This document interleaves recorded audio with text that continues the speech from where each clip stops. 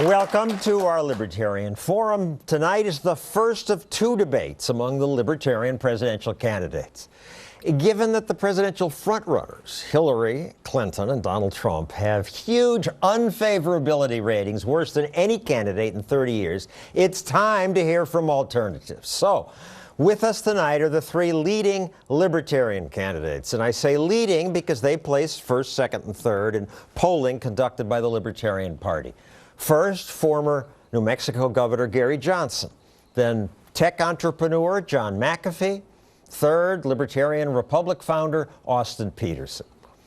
So, candidates, tonight's rules are simple. I or someone else will ask you a question. You get 1 minute to respond, 30 seconds for a follow-up response. If you go over your time, you'll hear this. Please don't go past your time.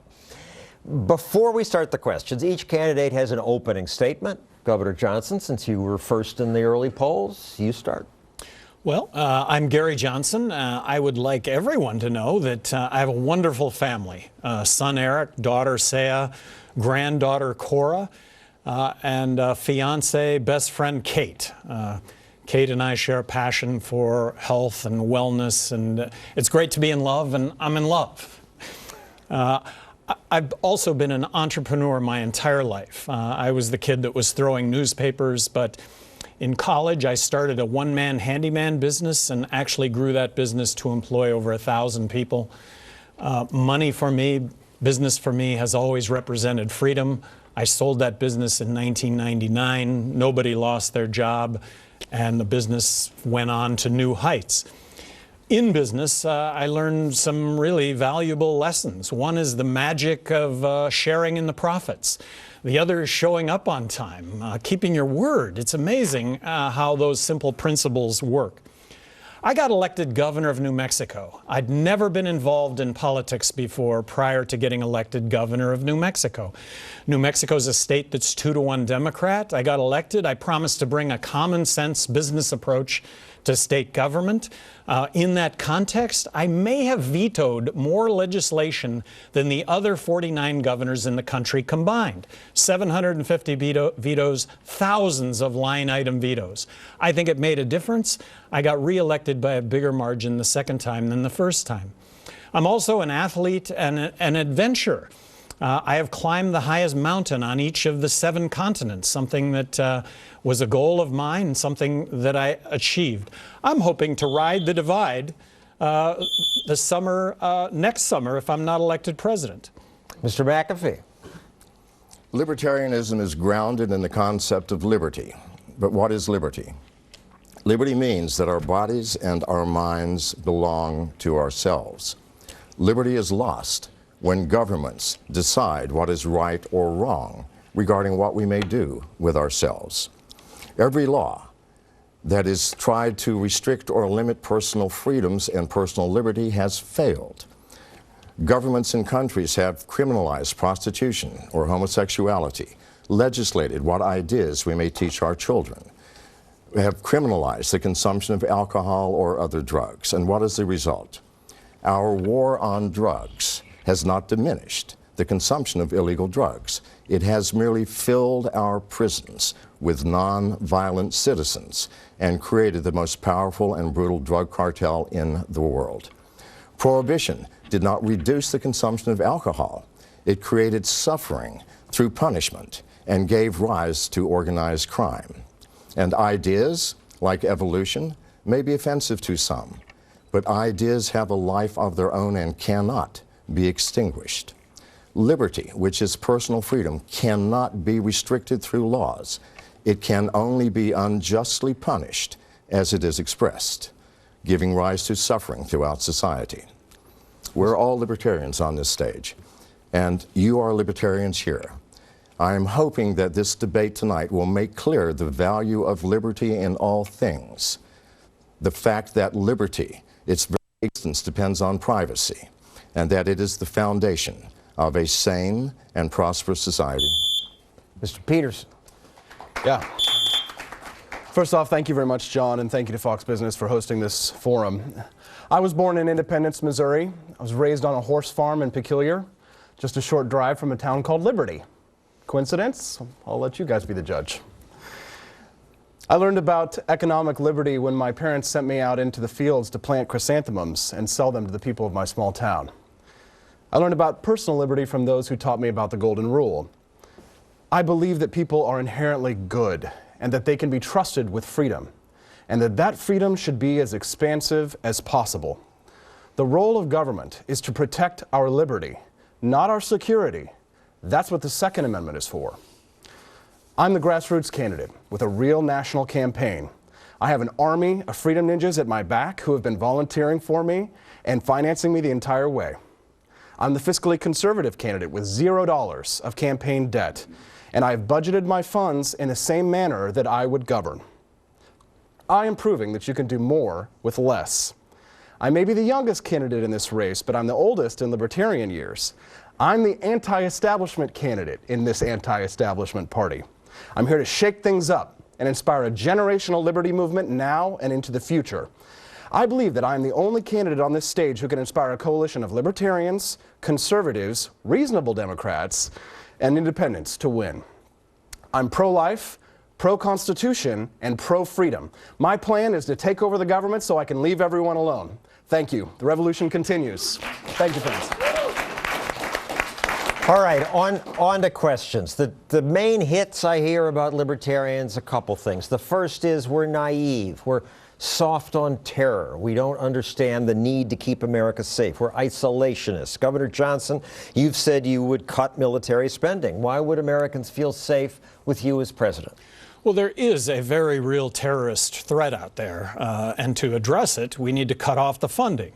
But when it comes to military intervention, I think our military interventions have made things worse. The fact that we put troops on the ground, the fact that we drop bombs, the fact that drone flights kill thousands of innocent people, making the situation much worse. Also is really the capriciousness, if you will, of the executive to engage in these military interventions as opposed to involving Congress. I would love to see a simplified mechanism for Congress weighing in on our military interventions, something that I think is really cornerstone to our system of government. Let Congress debate and discuss militarily intervening.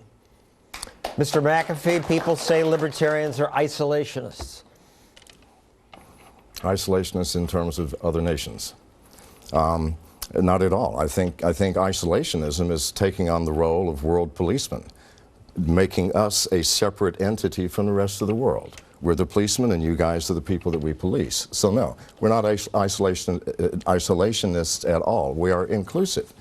What has created terrorism? Our interference in the affairs of foreign states, dropping bombs on families where mothers and fathers are killed, or brothers and sisters.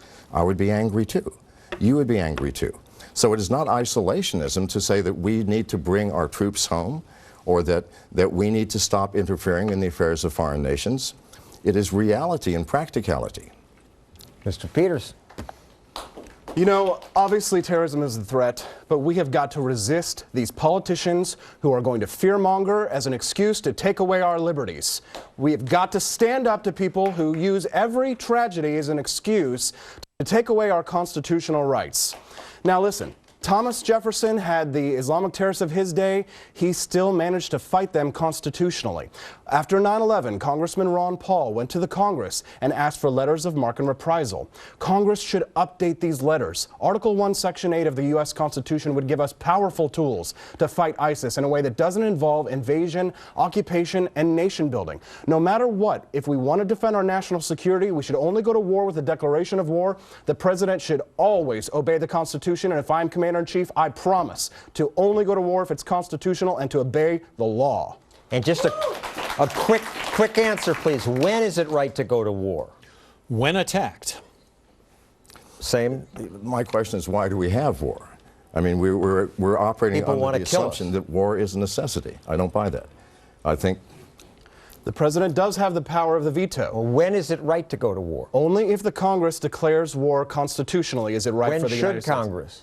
If we have a significant threat, there are circumstances when the United States may go to war, but we should only do so through due process.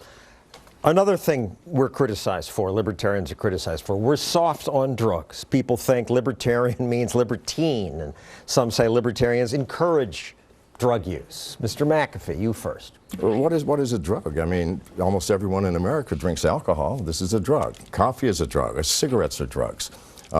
Being soft on drugs, what does that actually mean? I think what's happening now, we declared war on everything, including drugs. Why? Because certain people prefer alcohol to marijuana, or certain people prefer marijuana to heroin. What is the difference? A heroin addict's addiction is its own punishment. We don't need to punish people more. Is that being soft? No. You are responsible for the repercussions of your choices, and if you are taking drugs, you've got to live with that. Thank you, candidates and viewers. I thank you for your suggestions via social media. If more of you want to join this discussion, please follow me on Twitter at John Stossel. Use the hashtag StosselForum or like my Facebook page so you can post there. Welcome back to our Libertarian Presidential Forum. On Facebook, Lonnie posts, people say libertarians will cut the safety net, welfare programs to non-existent. So, how would you address the welfare state? Should it be replaced? How is it not effective? What should happen? Mr. Petersen. I have a spending plan and a taxing plan that would cut across the board. This is called the penny plan. And what this would do, this would put us on the path to a balanced budget. Yes, I do think that we need to cut away some of these social safety nets, but we should not do it overnight. My penny plan cuts 1 penny from every federal dollar across the board. If Congress decides that one program is too important, such as Medicare and Medicaid, they could make an equal corresponding cut. It also includes a balanced budget amendment. We need to force Congress to live within their means. 18% of total GDP. If the American people have to balance their checkbook, so should Congress. Right now, the debt to GDP ratio is 105%. Let's force them to stay within the law. No more than 18% of GDP. Cut the budget across the board. Everybody takes a haircut. That's how we'll shrink government, and no one is going to be hurting. No one is going to be hurting, he said. People say you libertarians are not going to take care of the poor. The government has to do that. Having been governor of New Mexico, I can identify what I believe are those people that are truly in need. And if there wasn't a safety net, I think that would be bad. I want to support those truly in need, but we've gone way over the line when it comes to that. I think the biggest issue facing this country right now is the fact that government is too big. It spends too much money. It taxes too much. I would be proposing a balanced budget to Congress, which would be a 20% reduction in federal spending. And to do that, you've got to include Medicaid, Medicare, military spending, and to do that, you could devolve Medicaid and Medicare to the states. In my heart of hearts, as governor of New Mexico, if the federal government would have given me Medicaid and Medicare with 20% less money, I could have delivered health care. I could have administered or seen the administration of 20% less money to deliver those services. When it comes to the military, look, a 20% reduction in the military only goes back a handful of years. Mr. McAfee, would you cut the welfare programs for the poor? Who will take care of the helpless? It's a very complex issue, Mr. Stossel. You must look at, let's look at Social Security Administration. It is the second largest drain on the federal budget at over $700 billion. And yet, everyone on Social Security paid money that they worked hard to earn into a system that the government promised would pay them back when they were older. Now, that is a commitment that we made as a government. And as libertarians, do we not meet our commitments? Seriously. It is an obligation. It's the obligations we are not meeting, which is the problem. The veterans, here's another issue. We send young men and women off to war saying, go and risk your life and your limb for your country. And when you come back without limbs, well, we're sorry. You know, we'll give you the lowest possible care. This is the problem. Thank you. All right, these are nice thoughts, but what specifically would you cut? Agencies, for example. The state is the great fiction through which everybody endeavors to live at the expense of everyone else. I would cut them all.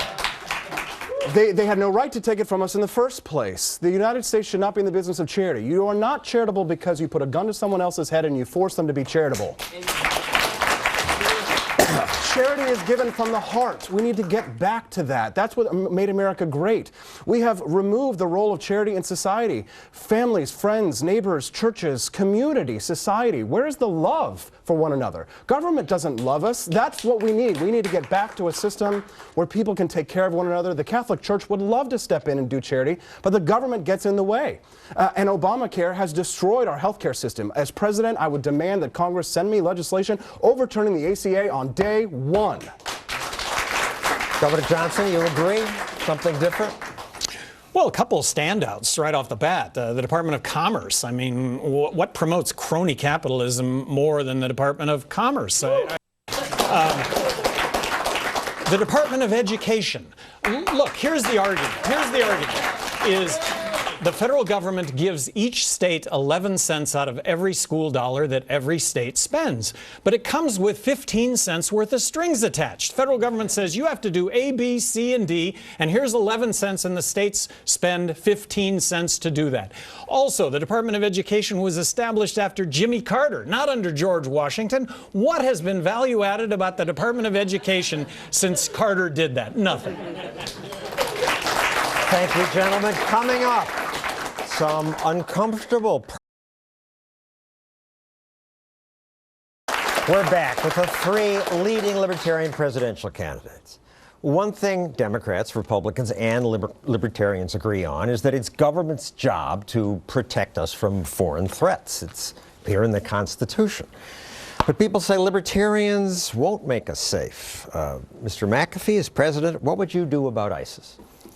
That's an easy answer. I'd like to first start, I didn't get a chance to say which program I would cut. I think the FDA serves a very limited purpose, and so that would be the first thing I would address. What would I do about ISIS? ISIS is a problem of intelligence gathering more than anything else.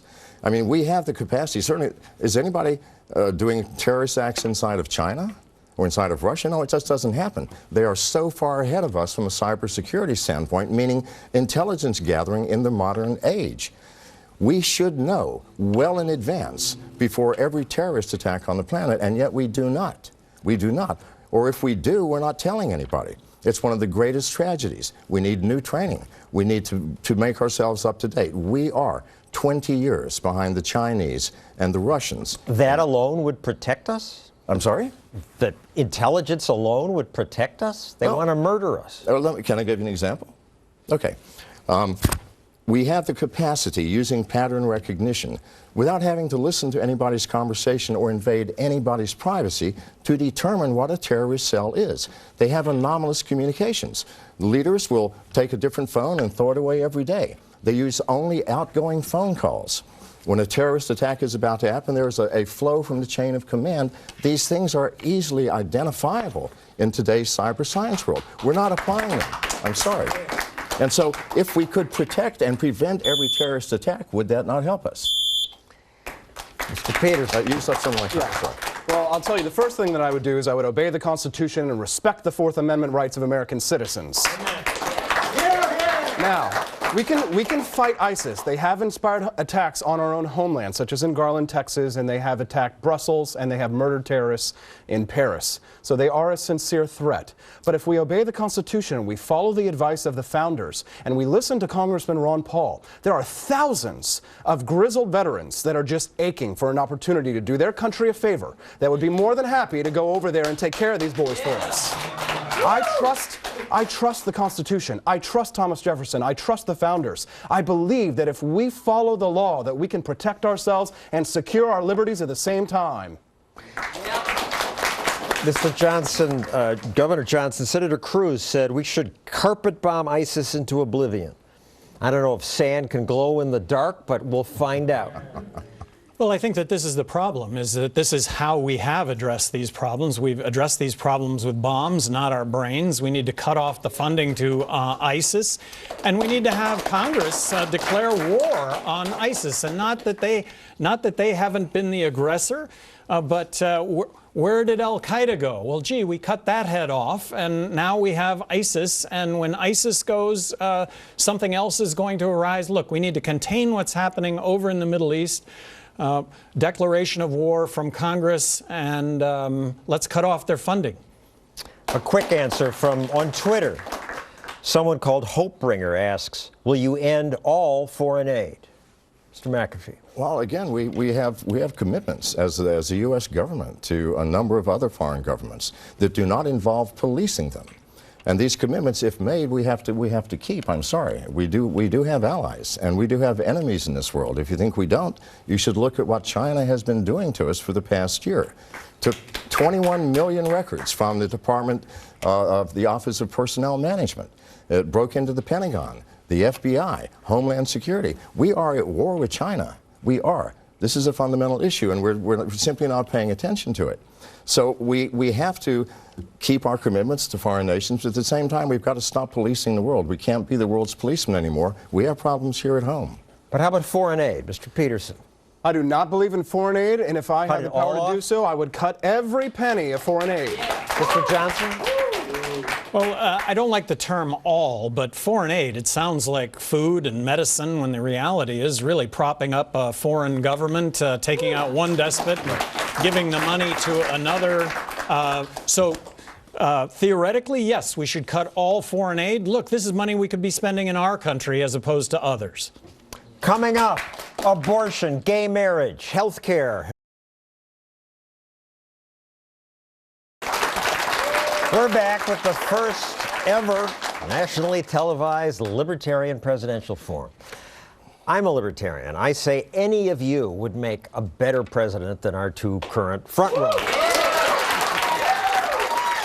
The audience agrees, but there are a couple of things that make me wonder about each of you. So, Governor Johnson, you have already run for president. You lost badly. Some people say you're too low-key to inspire people. It's like you're stoned on marijuana. And in fact, you acknowledge you get high sometimes. I personally don't care, but a lot of Americans will. So what do you say? 2 points. You're too low-key, and you admit using marijuana. Well, I'm one of 130 million people in that category, and I haven't had a drink of alcohol in 29 years. I've always maintained that legalizing marijuana will lead to less overall substance abuse because people will find it as such a safer alternative than all the other substances out there, starting with alcohol.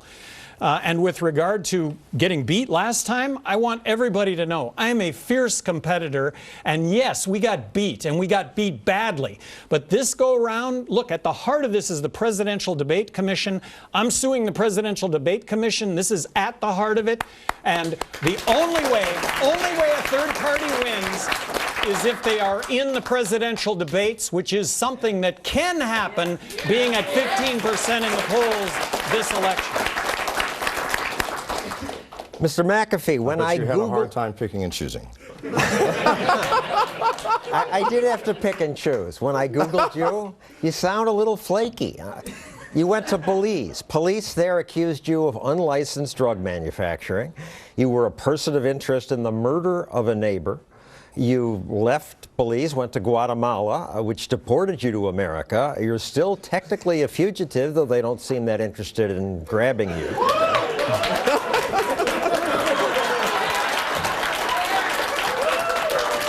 Here in America, you were arrested for driving under the influence of Xanax. Why should people trust you? Well, I mean, let's look at the absolute facts. What are the chances of my survival if I were actually manufacturing illegal drugs in Central America? Please. All right, if I were really doing that, I would have a 30-second half-life. So that's issue one. And number two, I was never charged with murder, and certainly not a fugitive from justice. That's an absolutely incorrect statement. You can check that on the web. So that's utterly false. I did indeed escape into Guatemala. Why did I have problems? I was asked for a $2 million donation to the ruling government. I said no. Exactly 1 week later, my property was raided by 42 armed soldiers who shot my dog in front of my eyes, tortured me, and destroyed $500,000 worth of my property. That was a problem I had with police. And DUI in Tennessee. Oh, yeah, the DUI. That was the most foolish and stupid thing I've ever done. I own up to it. All right. Austin Peterson, here's my problem with you. You're 12 years old. You're not old enough to be president.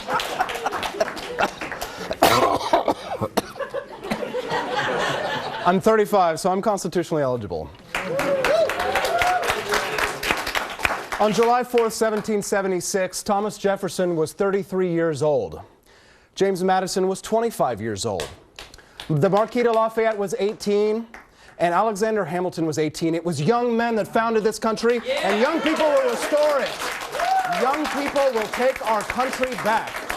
So don't hate because I'm young and pretty. Because we will take our country back. It's the young people that are going to fight for it. Join my campaign. All right, back to issues. Ford Fisher sent us this video. Small government Republicans who are unhappy with Republican candidates may have a very clear reason to vote Libertarian. How would you sell yourself as the Libertarian nominee to disenfranchised Democrat voters? Governor Johnson. Disenfranchised Democrat voters, the website I side with. I think that everybody should get on that website, take the 36 questions, see who you pair up with. Now, I had issues with the site. I took the test a couple of weeks ago, and I sided with myself 90% of the time. I think they've fixed that. But amazingly, the next person that I sided with was Bernie Sanders at 73%. So the initial reaction was, you got to be kidding. Then the next reaction was, I get it. I get it on the civil liberties side, on the social side, on the military intervention side. You know what? This is a fit. I advocated for legalizing marijuana. I'm the highest official to do that. Although Bernie rolled out of bed, I guess hit his head. I'm glad that he's now advocating for the same. But there is a real connection there. There's a real connection. You wanted to add something? Well, I just want to say that, yes, Governor Johnson has stated that he does side with him on social issues, and we had a big kerfuffle in Oregon last week because Governor Johnson has stated that he believes that bakers should be forced to bake wedding cakes for people that they disagree with, homosexual couples. And this is a big problem because we're running for president as a libertarian. Is he correct in quoting you? Yes, but I think that if you discriminate on the basis of religion, I think that that is a black hole. Look, I think you should be able to discriminate for stink or you're not wearing shoes or whatever. But I'll tell you what, if we discriminate on the basis of religion, to me, that's doing harm to a big class of people. And right now, should a Jewish baker be required to bake a Nazi wedding cake? I think Muslims right now in this country... I think Muslims in this country would be banned by all sorts of businesses right now because it would be the popular thing to do. So the Jewish baker should have to bake the cake for the Nazi wedding? That would be my contention, yes. And the example that I cited was, how about the utility the utility that is privately owned, and because it's the only market that I have to buy my electricity, they're going to cut me off for religious reasons. Mr. McAfee, get a chance to weigh in there. Well, if you're the only baker in town, it may be a problem. But no one is forcing you to buy anything or to choose one person over another. This is the issue.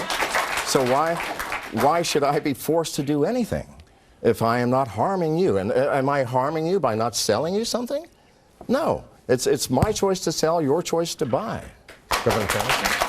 Well, I vetoed hate crime in New Mexico. I mean, look, prosecute me on the basis of the crime, not my intention.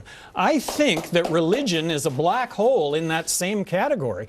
That if you're going to start discriminating against people because of religion, you're going to find a whole class of people discriminated against, and you may be included in that. So it's harm to others. This betrays a fundamental lack of understanding of the free market. You have to allow the marketplace to work. The government cannot stamp out bigotry. The government is not supposed to make us into better people. That's not what the United States was founded on.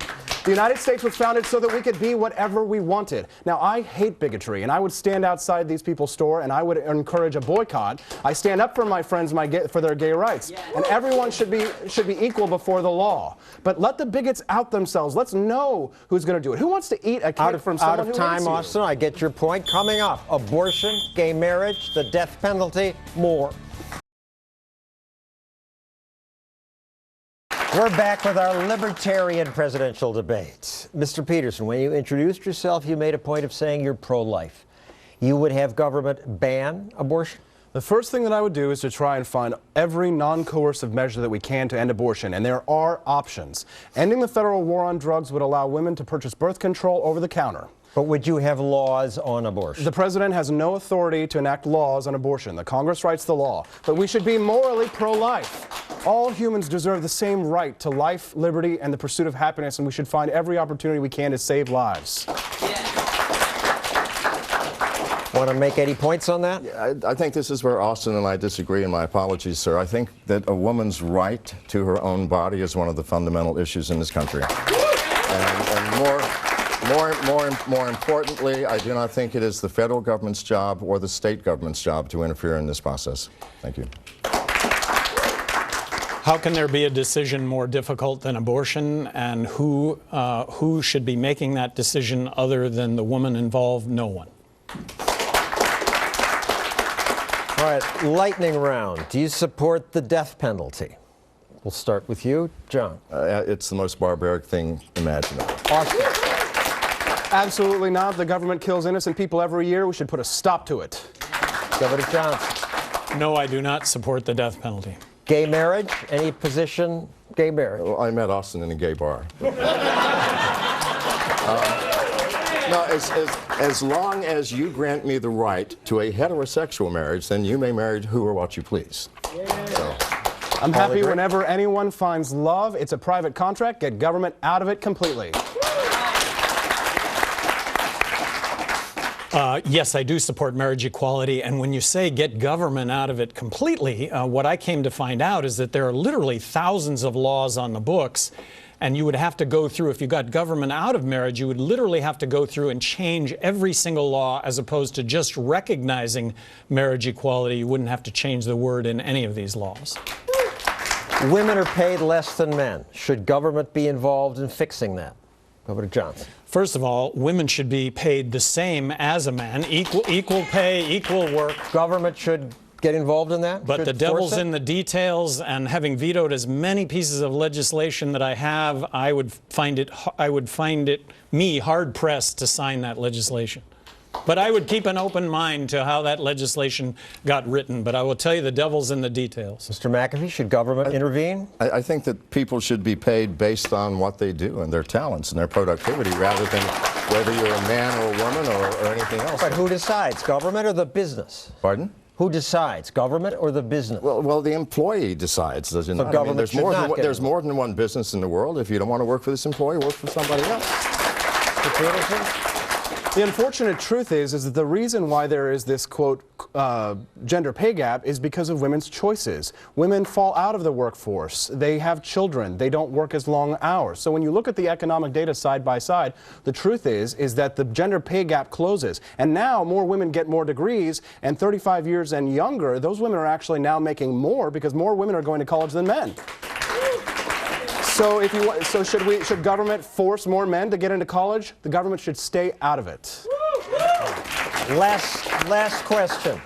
Suppose none of you exists. You have a choice between voting for Trump or Clinton. Who?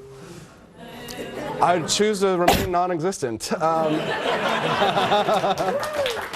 I don't vote for people that I don't believe in. Mr. McAfee, lesser of evils? You're asking me to choose between a case of the measles and a bladder infection. I'm sorry. I don't know. I can't answer that. Governor Johnson? Look, I would vote for the Libertarian candidate if none of us were up here. I would vote for a third-party candidate if none of us were up here. My first vote for a Libertarian candidate was Bergland against Reagan, his second term. He blew the lid off of spending. That's the end of our first debate. The second half of this forum will air next Friday. Welcome back to part 2 of our Libertarian Presidential Forum. It's a relief to hear from libertarians after months of listening to Clinton and Trump talk about reducing our liberty.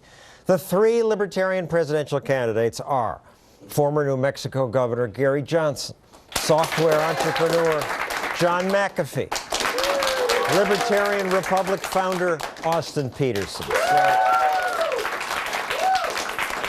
Let's get right to it. Governor Johnson, what would you do about illegal immigration?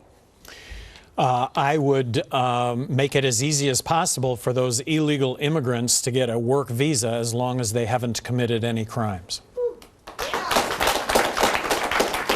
Agreement? Disagreement? Yeah, our country was founded on the principle of open arms.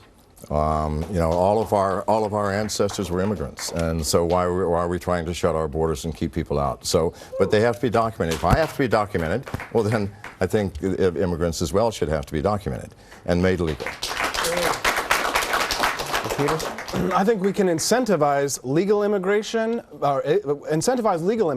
so that we can cut down on illegal immigration. If we make a simpler path to citizenship, then people will not break the law if they know that there's a chance that they can come here. Simple path for the 11, 12 million illegals already here. Just let them. Yeah, they're already legal. here. They're already adding to our economy. So why don't we make it so that they can find a path to citizenship? Because they lied to get in. It's an insult to the people who followed the rules. If you were living in a third world country and your family was starving to death, who would not cross that wall? We have got to make it simple for them to come here because we have a policy of love towards immigrants. We're an immigrant nation. My last name is Petersen, spelled S-E-N. The Danish came over here through Ellis Island. We need to have a simple path to naturalization. Disease check, security check, done. Any disagreement? Well, the reality is that you've got Mexicans in Juarez that can see jobs that exist in El Paso, but they can't get across the border to take those jobs. So they have to cross illegally, and they are taking jobs that U.S. citizens don't want. Americans say they're taking our jobs. Well, that's not the case, and it's not an issue either of lower pay. It's lower pay when language is an issue, and they're the first ones that recognize this. We're getting the cream of the crop when it comes to workers from Mexico, and I am speaking as a border governor. What about... Go ahead. Yeah, I'd like to say something. You said they lied to get in, and I'm not going to claim hypocrisy. However, who of you have not lied? Has anybody ever had an affair here? Has anybody smoked weed in a state where it's illegal and been asked by the police if you're carrying it? Come on, sir. That was an absurd statement, and I'm sorry I have to say that. All right. Fair enough. Libertarian-ish Republican Rand Paul said we got to worry about terrorism. We should put a hold on immigration from certain parts of the world. Do you agree? Disagree? I disagree. I think that we should be taking our fair share, and I think you phrased that question just right. Rand Paul, libertarian-ish, is about half of what he has to say. I agree with wholeheartedly. Of all the Republican candidates, he was my guy, but bottom line, he's a Republican. He's not a libertarian. Any ban on Muslims coming in? You can't enforce something like that. The First Amendment of the U.S. Constitution says that the government should stay out of religion. The government cannot set those kinds of standards or quotas. What are you going to do? You're going to ask them what their religion is when they come here? That's un-American. We've got to have a simpler path to naturalization for these people because they are coming here because they want to work. When immigrants come to the United States, they don't just take jobs, they give labor. They create wealth. That's how the free market economy works, and we should encourage that. Besides, if they wanted free welfare, they would go to Europe. It's the United States. Here in the United States is the land of opportunity. It still is. So we should welcome the people who want to come here. Let's talk about that. Mr. McAfee, you've said, as did Milton Friedman, you can't have open borders and a welfare state. So you would shut the border until you took down the welfare state, or how would you do it? You're assuming that I'm agreeing with that statement to begin with, which I do not. I don't think open borders and welfare states have anything to do with one another. I think it's the attitude of the government toward its citizenry that creates a welfare state. But I would like to say about letting Muslims in. What are we trying to protect ourselves from? Is it not ourselves? Did we not create terrorism by interfering in the affairs of foreign nations? I just want to say that you left out a part of Milton Friedman's statement there, because when he said that you can't have open borders in a welfare state, he said, then he followed up by saying that means that illegal immigration is actually superior. Why? Because then they don't qualify for benefits. So if we had a simpler path to naturalization, we wouldn't have the problem, but we should build a wall around the welfare state. Next topic. Donald Trump says he supports free trade, but only fair free trade. He says our bad deals with other countries have cost Americans jobs. That leads to a question posted on Facebook from Joe Rafferty. How will free trade help the working class by way of employment, not just lower the price of goods? Mr. Well, Johnson. free trade. Who benefits from free trade but you and I as consumers? If China wants to subsidize the goods and services that they send to the United States, who benefits? We do. And ultimately, China pays the price. Look, I think But some American workers lose jobs. Well, I'm advocating eliminating income tax and corporate tax. And if we did that, in my opinion, along with the IRS, we would create tens of millions of jobs in this country. Because why would you locate a business anywhere in the world other than the United States, given a zero corporate tax rate? If we have a problem with jobs and they're not enough, it has nothing to do with free trade. It has to do with the fact that our government has placed so many barriers to entry for entrepreneurs and new businesses. I mean, if the government would get out of our way, we would have more than enough jobs for people. This is the fundamental issue. But some people lose jobs. When China subsidizes steel, some steel workers lose jobs. But consumers benefit from lower prices. See, nobody's talking about the third party in this equation, which nobody's speaking up for, and that's the consumer. Right. When you're allowed to purchase things from overseas, you can buy things at a lower price. That lifts people out of poverty. The purchasing power. So if the Federal Reserve would stop destroying our dollars, we could buy even more. Governor? No, nobody's talking about entrepreneurship in all of this. Really, the model of the future is Uber. It's Uber everything. It's Uber accountant, it's Uber doctor, it's Uber electrician, it's Uber plumber. Eliminating the middleman and allowing the person who provides the goods and services direct payment for that, as opposed to having a middleman. And it's also Airbnb, that we can subsidize our own incomes. It's getting government out of the way. This is a new approach to jobs. Presidential candidates always talk about jobs. I will be the greatest jobs president that God ever created. I tell you that. We need a president that can create jobs. Create good-paying jobs. It's what they say all the time. Governor, what would you do to create jobs? In 2012, they did an analysis because Rick Perry was beating his chest over being the biggest creator of jobs. Well, they did an analysis, and guess what? It was Gary Johnson. And my response then was the same as when I was governor. I didn't create a single job. Government doesn't create jobs. The private sector does. But government can create this level playing field, and I do think I contributed to that. Mr. McAfee? I have to, for once, agree completely with Governor Johnson. Here's the issue. Jobs are created by industry, by private business, and they are reduced when we impose barriers. When we impose excessive income taxes, in order to start a business, I have to fill out 1,000 forms and report to OSHA. This is the fundamental problem. If we remove these barriers, our industry will take care of itself and our jobs will improve. Liberty is the opposite of license. We have got to get rid of the occupational licensing in this country. Yes. Why do you need a license to braid hair? The government has got to get out of the way. The Institute for Justice has been stepping in for this. If the government would get out of the way, why do I need a certificate to cut hair? Ladies and gentlemen, this is ridiculous. Occupational licensing is one of the greatest threats to liberty and entrepreneurship that we have. We've got to get government out of the way. Governor? And taking off on what Austin said, having been governor and vetoed as many bills as I did, I got to tell you, I vetoed a few of those. Good. Thank you. We'll have more coming up. We thank our viewers who follow us on social media and submitted questions for the candidates. If the rest of you want to get in on this action, please follow me at Twitter at John Stossel. Use the hashtag StosselForum or like my Facebook page, then you can post your comment. On Twitter, one good question came from Daryl Perry. He says, why did you limit your debate to only 3 Libertarian candidates? That's a good question, and I'll take the rap for that. It's my decision. I thought if you have too many people, you don't learn that much about any one candidate. These 3 seem to be the right amount to me. Candidates who placed lower in the early polls, I apologize, and I just learned that Daryl W. Perry is one of those candidates, so sorry, Daryl. When we return, more on terrorism, privacy, weed, and pollution.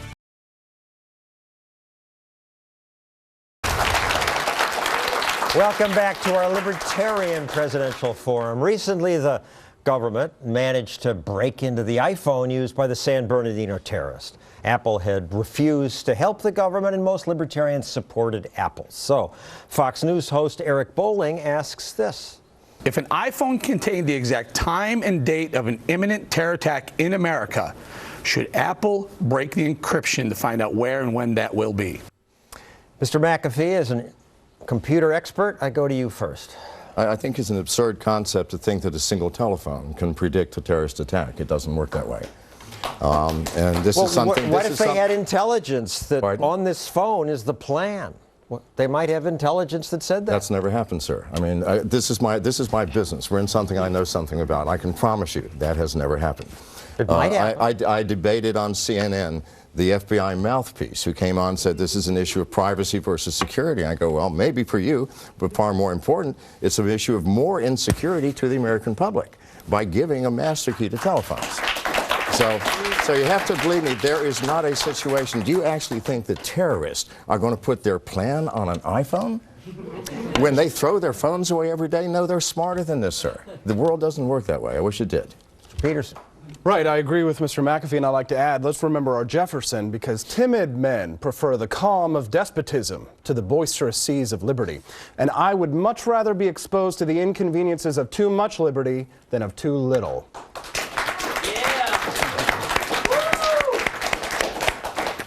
This is always the argument, and there's no evidence that with all this metadata that's being collected, 110 million Verizon users being monitored, that there has ever been an instance of actually thwarting an act of terrorism.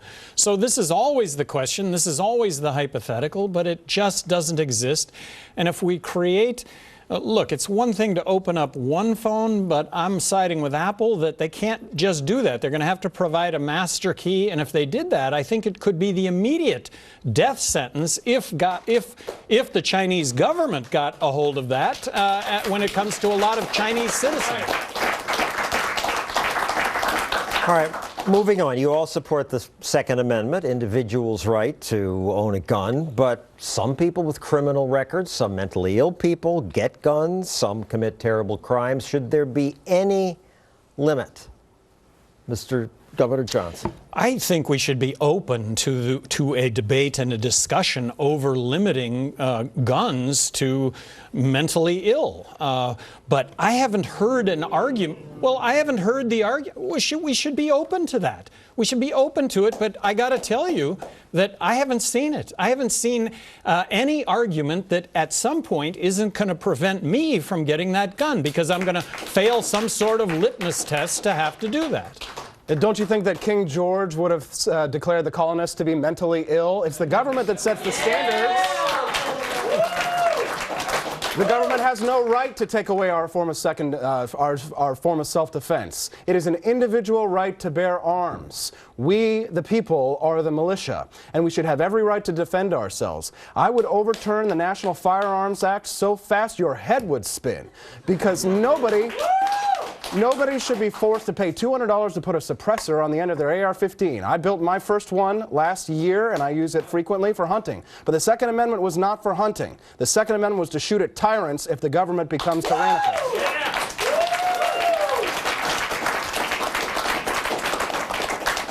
If anyone doubts my position on the Second Amendment, you've never seen a single photograph of me. But I'd like to say that the Constitution gives us the right not just to own guns. It doesn't say own guns. It says to bear arms, to carry them on our person without restriction. And Austin is right. Who makes the laws? Who's going to say who is insane or who is a criminal? Someone who smokes marijuana and is sentenced to 15 years in federal prison as a felony, are they a criminal and should not be allowed a gun? We're not allowed to choose that. I'm sorry. Can we get the governor on the record about what he thinks the government should do in terms of background checks? On the record, Austin, on the record, I have always supported gun rights. I signed concealed carry in New Mexico. My political advocacy group has been talking about don't limit the caliber take it easy. of the... Don't act so crazy. We might take your guns, Governor. Who do you think should be restricted in terms of owning guns? I don't. Who do you think is mentally unstable? somebody that is mentally unstable. And how would you determine that? I find and what it role does the federal government have to find play? it. Are you listening? Yeah. I find it difficult to be able to actually come up with a piece of legislation that would address that. That's what I said. We won't solve that in this segment. When we come back, a question from Dana Perino. We're back with the three leading libertarian presidential candidates. First, a question from host of The Five, Dana Perino. What should the role of the federal government be when it comes to protecting the environment? Mr. McAfee, it's something we say government should do? I'm sorry? Is that something government should do? No, Private sector not. can handle Let me it? tell you why. Because if you have a truly free market, then the environment will be protected by the market the support or lack of support. Why do we have electric cars now? Not because they're mandated, but simply because people prefer them, going, I'm doing something to help the environment. So how is the government going to create anything based on science, which is constantly changing and contradicting itself? But pollution controls have made the air and the water cleaner. If I have a factory, my smoke goes to someone else's yard. I don't see how private... You haven't been to Detroit recently if you think water is clean, sir. I'm sorry. But have they? Have they indeed? I mean, catalytic converters, they have removed the sulfides from the exhaust so that we do not have acid rain, but what have they added in terms of carcinogens into the air? A lot. I mean, it's a complex issue. So you would have no EPA? Pardon? You would have no environmental definitely protection have no EPA. agency. Absolutely, sir. Mr. Peterson?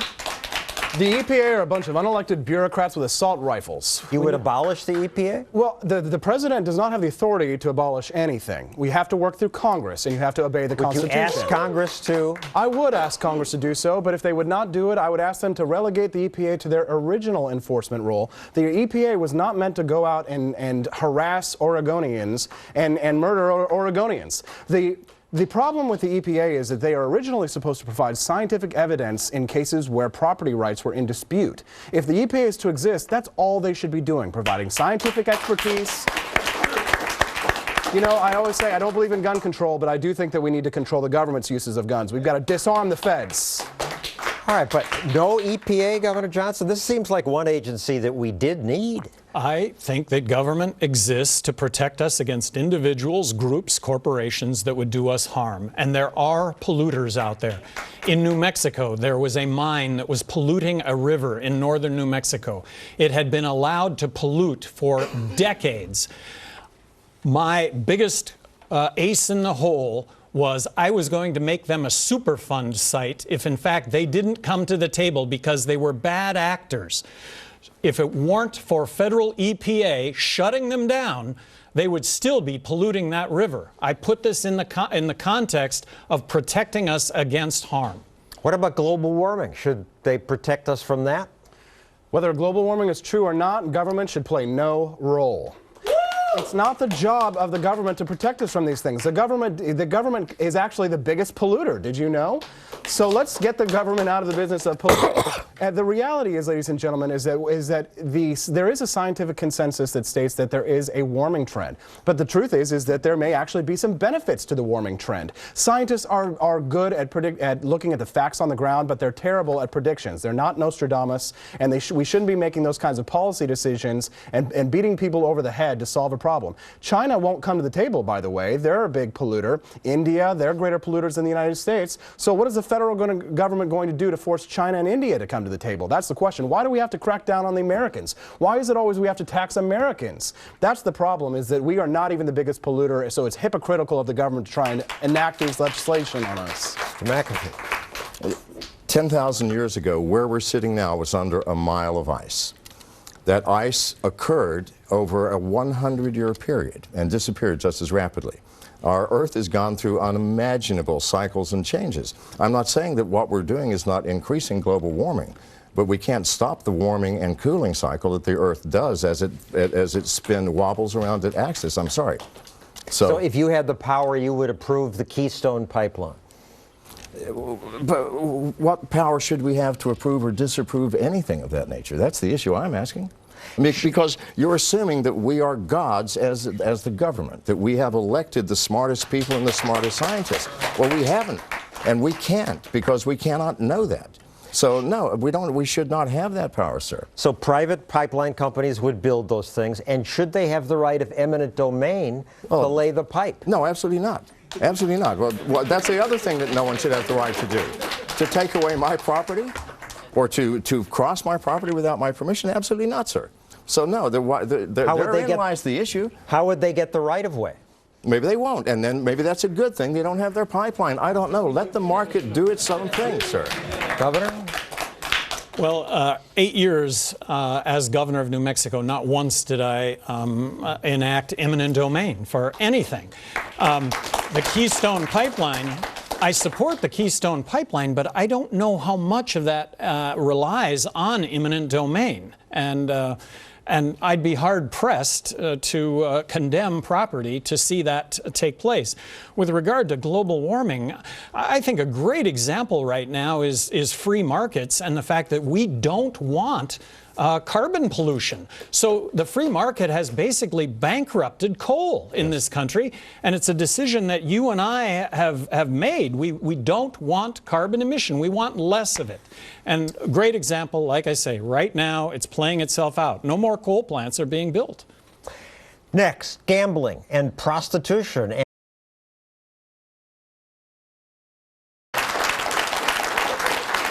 Welcome back to our libertarian presidential debate. Most libertarians say the drug war does much more harm than good, and that adults ought to be allowed to do to our own bodies whatever we want. And that leads many other Americans to say things like this. So here's my question for the libertarian geniuses. You see the damage that heroin is doing all over the United States. You see it because it's cheap. And the cartels in Mexico are smuggling it here with very, very little interference. Imagine if heroin and other hard drugs were legalized here and distributed here, how much damage would occur. So how can you support that? Mr. McAfee. Okay.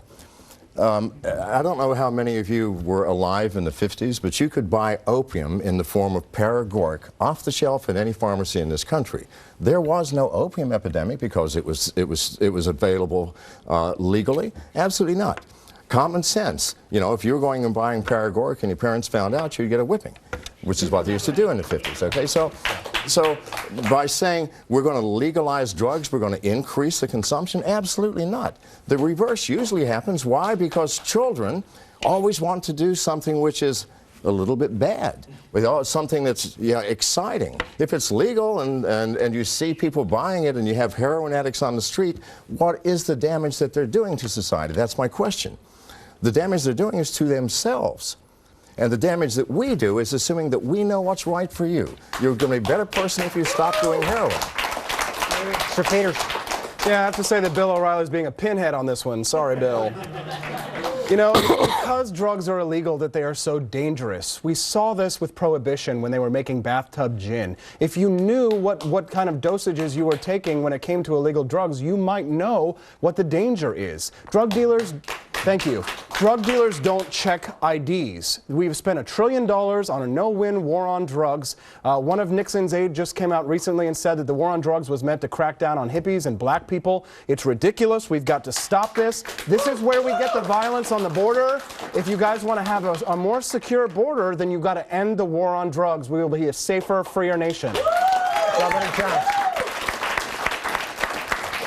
We've got an example out there with Zurich, Switzerland, where they made free heroin available. You had to register, but you got as much heroin as you wanted. The idea was to reduce death, disease, crime, and corruption. I met with the chief of police from Zurich, Switzerland, when he came to Albuquerque for a worldwide drug conference in 2002, and he said, when they came out with this program in Zurich, I and all of law enforcement could not have been more opposed to this. Death, disease, crime, and corruption was going to skyrocket. I'm here to tell you that all of those things improved, and the citizens of Zurich re-upped on this program.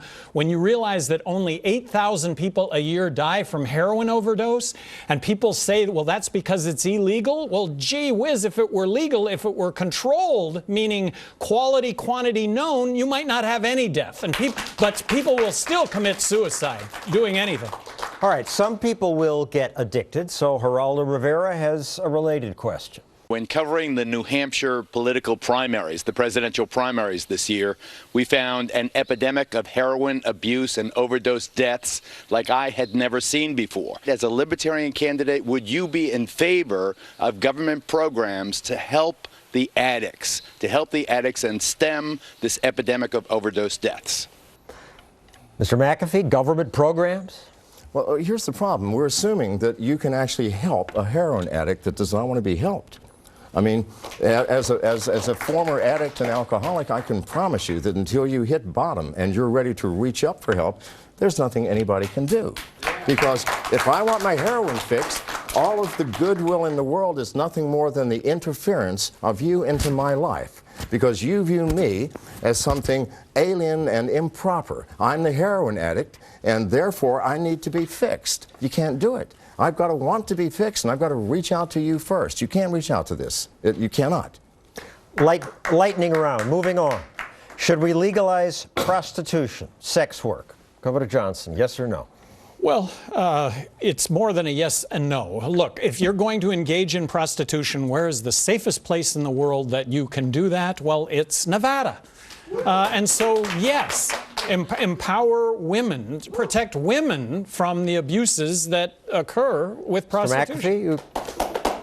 McAfee, My wife was forced into prostitution at the age of 20, and for 10 years suffered unimaginable hardships and physical abuse, mental abuse for 10 years under a vicious pimp. I personally rescued her 3.5 years ago and married her. And so my opinion is it has to be legalized, else it is the most inhuman of all things as being criminalized. Should gambling, quick answer, should gambling be legal? Absolutely. Yes, all for them? Best example of crony capitalism. The licenses that get issued have to do with being inside. Yes. Correct. When we return, a question from Judge Napolitano. We're back with our Libertarian Presidential Forum. Here's a question for you from senior judicial analyst Judge Napolitano. What would you do to protect the Constitution today in an era in which no one alive has consented to it, and the president regularly violates it, and the Congress treats it like a blank check? Mr. Petersen. Well, the question is, what did the founders mean when they meant they were leaving something to their posterity? The Constitution was a gift to us. They fought hard to restrict the power of government. He's asking, how would you protect it? Well, how would I protect it? By obeying it, by understanding it, by reading it, which I do every single day. The president has a responsibility to obey the law. The government is set between checks and balances. And we have to remind people that the president doesn't write the law. That's the Congress's job. So I would protect the Constitution by obeying it. The founding fathers were smart enough to know that all governments will eventually become corrupt. This is what happens. As you gain more power, you gain more corruption. This is the facts of life. Embedded within the Constitution is the fail-safe, the Constitutional Convention, which can be convened by Congress or by 2/3 majority of the states, which we're already close to. So they anticipated that we would at some point need something else and gave us the option to do so through the Constitutional Convention. They were smart people. And we have reached that point. If anyone thinks our government is not insane, has not turned inward, has not invaded your privacy, and is not serving you, and instead they are becoming your mother and your father to order you around, this is the reverse role. Governor Johnson. Governments invade our privacy, but do not let us invade its privacy. This is the problem. So the Constitution has the means to save itself. So. Governor Johnson. Well, we should obey the Constitution, but we should recognize that we can change it. If there's one thing I would change about the Constitution, it's the 17th Amendment to the Constitution, which allows the direct election of U.S. senators as opposed to senators being appointed by the states. If that were the case, we would not have the biggest problem facing this country today, which is government spending. And the 16th Amendment, income tax, sorry. And I'm advocating for the same, yes, with regard to eliminating the income tax. Yeah. All right. Closing statement time. Each candidate gets 45 seconds. We begin with Austin Peters. My fellow Americans, you and I have a rendezvous with destiny. This year we must decide if we are going to nominate a candidate who represents the future of our movement, or if we are content with stagnation. Now, I might just seem like an energetic youth, but in 1 Timothy it says, "Don't let anyone look down on you because you're young, but set an example for believers in speech, conduct, in love, in faith, and in purity." I believe in life, liberty, and the pursuit of happiness for all individuals, regardless of age, race, faith, non-faith, or sexuality. We're all made of the same star stuff, people, and we're all endowed with the same individual rights. May the light of liberty shine on all of humanity forever, and especially on my beloved United States of America. Mr. McAfee. In my opening statement, I said I hope that through this debate you would see the value of liberty in all things. And I hope that in the 2 hours that we have been debating and answering these sometimes very difficult questions, you have seen that some fundamental principles are all that we need to live together in a sane and harmonious fashion. We cannot hit one another. We cannot take each other's stuff. We must keep our word, our agreements, and our contracts. And that personal privacy and personal freedom are paramount to any society in which I would want to live, and you, I hope. Governor Johnson. If you want someone who will tirelessly advocate for smaller government, less taxes, more individual freedom and liberty, free markets, embracing immigration as really a good thing, a skeptic when it comes to our military interventions, term limits, ending the drug war, crony capitalism, women's equality, I'm your guy. I will relentlessly pursue all of these things with common sense that all of you will be proud of. Thank you, candidates. Good luck to you all. They now go back to the campaign trail. The Libertarian Convention will be held next month in Orlando. At that time, the party will pick its nominee. I assume it's one of these three. We hope this debate helped you decide